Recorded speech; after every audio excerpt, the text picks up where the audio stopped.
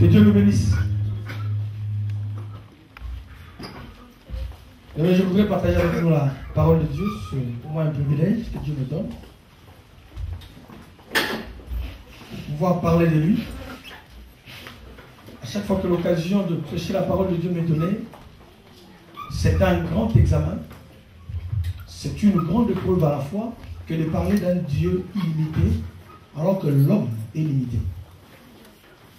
Toute la difficulté, c'est de vouloir expliquer le monde entier quand soi-même on n'est pas arrivé aux confins de la terre. Alors quand j'aime la parole de Dieu, lui d'Ézéchiel, on vous remarquera, Dieu dit, il me transporta en esprit. Il y a des choses qu'on ne peut connaître, qu'on ne peut saisir, que si l'Éternel vient aimé te transporte à un endroit. Alors pourquoi c'est vraiment un privilège que Dieu nous fait de pouvoir parler de sa part. Homme de péché, mais sanctifié par la parole et par son esprit, Dieu nous rend disponibles.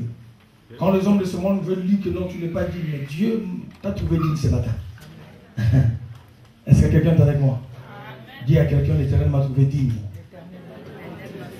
Tu peux le répéter, le mot diable, l'Éternel m'a jugé digne d'être appelé fils et fille de Dieu. Est-ce que quelqu'un m'entend? Le dimanche dernier, on a parlé sur quand Dieu se cache.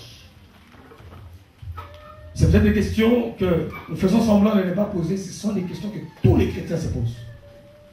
Parce qu'il y a un moment où on évolue avec Dieu, mais ça arrive un moment où tout devient rare. Vous avez remarqué même dans le livre de Samuel, on dit que pendant ce temps-là, les visions se faisaient rares. Alors que cet homme était un sacrificateur de Dieu, agréé et approuvé par Dieu. Mais il est arrivé un moment où même les visions sont devenues rares. Alors si on n'est pas connecté à la parole de Dieu, à l'Esprit de Dieu, c'est pendant ce temps-là où Dieu se cache qu'on peut faire n'importe quoi.